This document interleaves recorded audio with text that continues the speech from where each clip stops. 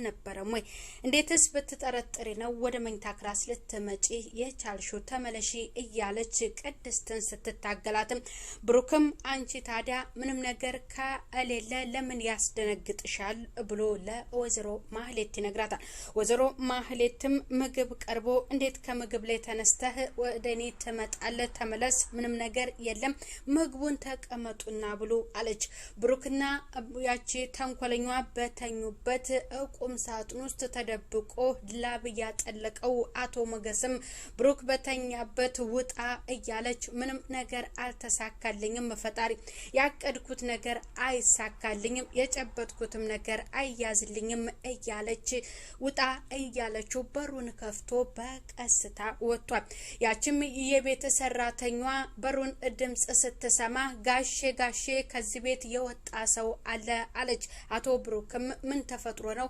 ክላስሽ በሩ አልተዘጋም ነበር ወይ ምንድነው ቅድስት ሲላል እንንጃ ክላሴ የኔ ዝግ ነበር በሩ ግን አንድ ሰው ከዚህ ቤት ወጥቷል ብላ ለብሩክ ስትነግረው ማንን አስገብተሽ ነበር አንቺ ነሻ ታዲያ ካንቺ ሌላ ማን ሰው ሊያስገባሽ አለ እያለች ያቺ አስመሳይዋ ቅድስትን እየወቀሰቻት ነበር ብሩክም ወደ በሩን ከፍቶ ወደ ውጪ ሲወጣም ማንንም ሰው አላገኘም ተመልሶ ወደ መኝታ ክላሱ ሲገባ ምንድነው ማንን አገኘህ ብላ ስትጠይቀው ከግቢ ሰው እንደወጣ እየሮጠ ነግረውኛል ብሎ ለዛች ላስመሳይዋ ሲነግራት በቃ እተኛ ሞገስ አታቅፈኝ ብሩክ አታቅፈኝም እንዴ ብላ ለብሩክ ነገረችው ብሩክም እዘም ብሏት እተኛ ሰላም ቀና ይስጥልኝ ውድ የተከበራችሁ የዚህ ዩቲዩብ ቻናል ተከታይ ሆናችሁ ቤተሰብ በሙሉ በያላችሁበት ሰላማችሁ በዘት ይበል ምሳሌ ድራማ ክፍል 18 የደበቀችው ሞገስ ከዛ ክላሷ እንዲወጣ አድርጋለች ከኤፍራታም ጋር ከባድ ጸብ ፈጥራለች እሷንማ ህይወቷን አጥፋለሁ እኔ እንደዚህ ህይወቴ እንዳመሰቃቀለችውና ለዚህ ከሞገስ ጋር አብረን መሆናችንን ማንን ነገሪ አላት እንዴትስ ለብሩክ ልትነግረው እቻለ እያለች እየዛተች ነው ብሩክም በጣም ስለተናደደ እውነቱንም እንድትነግረው ቢፈልግ ልትነግረው አልፈለገችም ልጅ ምሳሌ ጋር ከሳሎን ተቀምጦ ሁለት ሰው ምረጪ ማን ተወጃለሽ ብሎ ለልጁ ሲጠይቃት የነገረችው አንደኛ አንተ ሁለተኛ ቅድስት ነው እኔ ማህሌትን አልወዳትም ስትል ለብሩክ ነግረዋለች ብሩክም ያንን ተቀብሏል ያቺ አስመሳይዋ ከሞገስ ጋር ለመገናኘት ወደ ውጪ ትወጣለች አንተ ብላ የተፈጠረውንና እሱ በጣም የፈራበትን እኔ ጎበዝ ነኝ ከዛ እንድታመልጥ አደረኩ እያለች ስትነግረውም እሱ ደግሞ በዛ ልክ ፈሪ እንዳልሆነና ብዙ ነገር ላይ በጓደኛው ላይ መጉዳት እንደሚችልም ለሷ አስጠንቅቆ ይነግራታል ያችን አስመሳይዋን ኤፍራታንስ አግኝታት ነበር ወይ ብላ ስትጠይቀው ለምን ጠየቅሽኝ ብሎ እሷንም ጠይቋታል እየተገባበዙ መጠጧን ጠጥታ ሰክራ እየተወላገደች ወደ ቤት ስትሄድም ብሩክ ከዛች ከቅድስት ጋር እንደ ሳሎን እንደሆነ ቆማ ያወራችሁ ለካ እናንተ ቆማችሁ ታወሩልኛላችሁ ተጋብታችሁ ኖሯል ቀድማችሁ ያለች ለብሩክ ስትነግርም ያቺኛዋ በልብሽ ያሰብሽው ነው ሰክረሽ የተናገርሽው ብላ ቅድስት ለማህሌት ስትነግራት ብሩክም ምን ሆነሽ ነው ለምን ጠጣሽ ለምን ሰከርሽ ምንድነው የምትናገሪው ምን ሆነሽ ነው ነግቢ ወደ መኝታ ክላስሽ ግቢና ተኚ እያለ ያቺ ሰካራ ሚስቱን ሲነግራትም ቅድስትን ደግሞ እንደዚህ ማለት የለብሽም ሲል ለቅድስት ይነግራታል ቅድስት ግን ጠንቅቃ ከጓደኛው ከሞገስና ከማህሌት እንዲጠነቀቅ ብዙ ጊዜ ጠብቀዋለች ቤቱንም እና መኪናውን ሌላ ገዢ ቢገዛ መልካም ነው ለሌላም ሰው አሳየው አንድ ሰው ብቻ ለምን አይቶት እንዲገዛ ታደርጋለስ ብላ ለብሩክም ነግረዋለች ያቺ ተንኮለኛዋ በጣም ስለተናደደች በጓደኛዋ ሚስጥሯን ስላወጣችባት እሷን ካገኘዋት አለቃትም ብላ በኤፍራታ ላይ ተዘተባታለች ቅድስትም ለብሩክ ያለችው ልጅቷ ታክማ ወደ ጤንነቷ ትመለስ ትዳን እና ከዚህ ቤት እኔም እወጣለሁ አንተም ከተጨናነቅበት ወደ ራስ ከተመለስክ ጋሽ ብላ ለብሩክ ትነግሯለች ለምንድነው እንደዚህ ልትኝ ያሰብሽው ብሎ ለቅድስት ሲነግራት አይ አንተ አንተ ነህ ያልከኝ እኮ ሰው የራሱን ህይወት መኖር እንዳለበትና እኔም የራሴን ህይወት መኖር እንዳለብኝ ነግረኸኝ የለም ወይ ብላ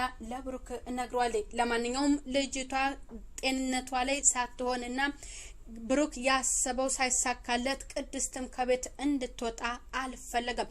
ምሳሌ ክላሷ ቁጭ ብላ እያጠናች ያቺ ተንኮለኛ ወዘሮ ማህሌት አንቺ ለምንድነው ፈጣሪ ያስቀመጠሽ አንቺ ያባትሽ ልይ እያለች ያመነጫጨከቻት ለመሆኑ አንቺ ምን ተቀመጥሽ አልተቀመጥሽ ከመሞት እንደሆነ አትቀርም ፈጣሪ በወሰደሽ እያለ ልጅቷን ስታመነጫጭቃት ያቺ የቤት ሰራተኛዋ ቅድስትም ሰምታ ቆይ እትዬ ምን አድርጋሽ ነው እቺ አንድ ፍሬ ህፃን ልጅ በፈጣሪ የተያዘች ለምንድነው እንደዚህ የምታደርጋት አታሳዝንሽም ወይ ብላ ለዛች ለማለት ስትነግራት አንቺ ለሷ ጠበቃ መቆምሽ ነው ምን አለ የሷን በሽታ ላንቺ ባደረገው ስትልም ለኔ ባደረገው ይሻል ነበር ብላ ትመልስላታለች። ቆይ እኔም አልወለኳትም አንቺም አልወለሻትም ይቺ ልጅ እንዴት ነው አታሳዝንሽም ወይ ምን አድርጋሽ ነው በስልክ የምትጠያት ብላ ለወይዘሮ ማህሌት ስትነግራት ሁለታችሁንም እሰራላችኋለሁ ያችንም ኢፍራታንም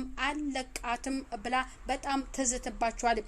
ሶስቱንም እንደምታጠፋቸውና እየዛተችባቸው ትነግራቸዋለች። በጣም ልጅቷ ስትሰማ ያንን የማህሌት ንግግር ስስቅ ብላ ታለቅሳለች። የቤት ሰራተኛዋ ጎንበስ ብላ እቅፍ አድርጋ እንባዋን ጥርግ አድርጋ ጉንጯን እየሳመቻት አይዞሽ ብላ እንባዋን ታበስላታለች። ያችም ለምን እንደዚያ አደረገቻት ብላ ዝታባትና የዚህ ቤት እስራኤ የምታበላሽብኝ እቅዴንም እንዲቋረጥ የምታደርግብኝ ቅድስት ነች ቅድስትን አጠፋሻለሁ ያችም ህፃን ምሳሌም ተጠፊያታለሽ ኢፍራታም ተጠፊያታለሽ እያለች እየዛተች ነው። ሞገስ ጋር ሄዶ ብሩክም የልጄ ጉዳይ በጣም አሳስቦኛል ገንዘቡ እንዴት አደረክልኝ እንደምትገዛኝ እኮ ነግረኸኝ ነበር ለምን አትረከበኝም ብሎ ሲነግረውም ዱባይ የሚሰራው በጥሩ እንደሚሄድለትና ገበያውም እየተካሄደለት እንደሆነ ለብሩክም ሲነግረው ገንዘቡን አገኝተሃል ልትሰጠኝ ነው ማለት ነው ብሎ ለሞገስ ይነግረዋል። ሐሳቡን ቀየር ያደርግና ልጅቷም በጣም ባትጨነቅላት መልካም ነው ጥሩ አይደለም ብሎ ለብሩክ ይነግረዋል። እንዴት አልጨነቅም እንዴት ሳላስብም ወልደህ ታውቀዋለህ ሲልም ለሞገስ ይነግረዋል። እሺ ይሁን መልካም ጥሩ ናስኪ እንሄድና መጠጥ እንጠጣ ብሎ ሐሳቡን ይቀይርበታል። ብሩክም ያንን ገንዘብ እንዲሰጠው ነበር እየነገረው ያለው ግን ሐሳቡን እየቀየረበት ሞገስም ነቅቷል። ኢፍራታን አግኝታት ነበር ወይ ብላ ያቺ ተንኮለኛዋ ማህሌት ለሞገስ ስትነግረው ለምን ጠየቅሽኝ ብሎ ሞገስ ይነግራታል። በጣም እንደምትቀናና ብሩክን ደግሞ በጣም ከብሩክ ጋር የቀረበችው ገንዘብን ለመፈለግና በኢፍራታ ቀንታ ሞገስን እንደምትወደውም እውነቱን ሞገስ ይነግራታል። ለምንድነው አንቺ እኔን የምትጠይቂኝ እሷ ከነገረችሽ አይበቃም ወይ ደግሞ እሷ ትበልጥሻለች ብሎ እውነቱን ሲነግራትም በጣም ትናደዳለች። ኢፍራታና ሞገስም ተቀምጠው እየተገባበዙ ስለ እዛች መጥፎ ሴት እውነቱን ትነግሯለች። እኔ ካንቺ በላይ አውቃታለሁ ብሎ እኔ ግን የምወደው አንቺን ነው ለምን አሪፍ ጊዜ አናሳልፍም ብሎ ለዛች ለኢፍራታ ይነግራታል። ኢፍራታ እና ያቺ ደግሞ ተንኮለኛዋ ማህሌት አይዋደዱም። የተጣሉትም ሞገስ ጋር እንዳትጠጊ ከብሩክ ጋር ስጣላ ማረፊያና መሸሸጊያ ሞገስ ነው የሚሆነው ከሱ ጋር ራቂ ብላ ስለነገረቻት ያቺኛዋ ደግሞ በጭራሽ ብሩክን የመሰለ ባል ይዛ እንዴት በሱ ላይ ትጫወትበታለች እንዴትስ አንተ ልትመኝና ልትፈልግህ ቻለች ብላ ለሱ እውነቱን ለሞገስ ትነግሯለች። ሞገስም ለወይዘሮ ማህሌት እውነቱን ነግሯታል። እውነቱን ሲነግራትም በመጨረሻ አመነጫጭቃ ትነግሯለች።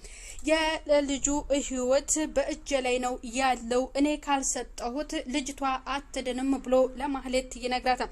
ለምን እንደ ትገዛዋለህ አስበዋል ወይ ብላ እውነቱን ስትነግረው እኔ ልገዛውም አይደለም ግን እንደዚህ እያደረኩኝ ጊዜ እያቃጠለ በመጨረሻም ልጅቷ ህይወቷ እንዲያልፍ ነው የምፈልገው ብሎ እቅዴን ማሳልፈጽም ከሱ ጋር አንለያይም ብሎ ይነግራታል።